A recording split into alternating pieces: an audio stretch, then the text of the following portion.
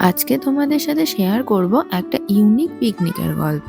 Unique picnic কেন বললাম? কারণ সব পিকনিকেই তো চিকেন, মাটন এইসব রান্না হয়, কিন্তু আমাদের পিকনিকটা হলো প্রপার ভেজ পিকনিক, মানে কৃষ্ণ ভাবনাময় পিকনিক। তো এবার বলি এরম একটা পিকনিক করার উদ্যোগ কিভাবে এলো আমাদের মধ্যে। আমাদের বান্ধবীর মারা আর আমার মা মিলে ঠিক করে যে পিকনিক করবে। এবার আমাদের মেয়েদের ছেড়ে পিকনিক হবে সেটা তো আর হয় না, তাই আমরাও যোগদান করেছি পিকনিকে।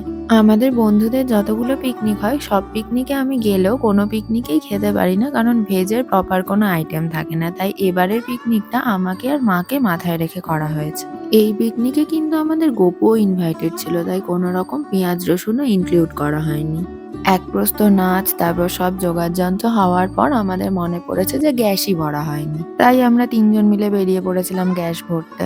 সত্যি বলতে বান্ধবীর থেকে যে কবে ফ্যামিলিতে কনভার্ট হয়েছে সেটা তো বোঝাই যায়নি। আর পিকনিক গুলোতে আমরা এত মজা করি, মাত্র এতটুকু শর্টসে সেটা তুলে ধরা পসিবলই না। সেই দিনের তো আমি একটা বড় ব্লগ করেছি, যেটা অলরেডি আমার ইউটিউব চ্যানেলে আপলোড হয়ে গেছে। যারা ফেসবুক থেকে দেখছো পিন কমেন্টে লিংক পেয়ে যাবে, যারা ইউটিউব থেকে দেখছো রিলেটেড ভিডিও সেকশনে অবশ্যই চেক আউট করো। পিকনিকটা হয়েছিল আমাদের 11 জানুয়ারি, তাও ভিডিও আপলোড করতে তো আমার অনেকটাই লেট হয়ে গেল। এবার বলি আমাদের পিকনিকের মেনু কি ছিল। খিচুড়ি, আলুর দম, বেগুনি, চাটনি, 2 রকমের মিষ্টি, পাঁপড় ভাজা আর সঙ্গে অফুরন্ত মজা। দিদা কিন্তু আমাদের সাথে তালে তাল মিলিয়ে অনেকক্ষণ ধরে নেচেছে আর ভীষণ মজা করেছে। আমরা সত্যিই ভাবিনি দিদা এতটা মজা পাবে আমাদের সাথে পিকনিক করে। বন্ধু আর ফ্যামিলি এই দুটো সম্পর্ক একসাথে মেনটেন করে আমরা কিন্তু ভীষণ মজা করেছি পিকনিকে।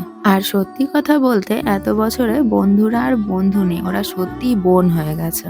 এখন তো আর বাড়ির খুঁটিনাটি অনুষ্ঠানে কাউকে নেমন্তন্নও করতে হয় না, শুধু জানিয়ে দিতে হয় এত তারিখে এই সময় অনুষ্ঠান আছে। বিনা নেমন্তন্নে আমরা সবাই চলে যাই সবার বাড়ি। আর বাকি মাদের কথা তো বললামই না, ভিডিও দেখে আশা করছি বুঝতে পারছো ওরা কতটা মজা করেছে। তবে যাই বলো তাই, আমাদেরকে না নিলে কিন্তু মারা এতটা মজা করতে পারতো না।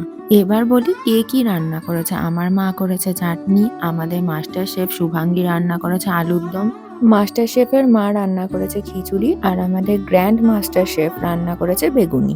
আর কাটা বাটা জোগাড় যন্ত্র এইসবের দায়িত্বে ছিল মৌমিতার মা কাকিমা।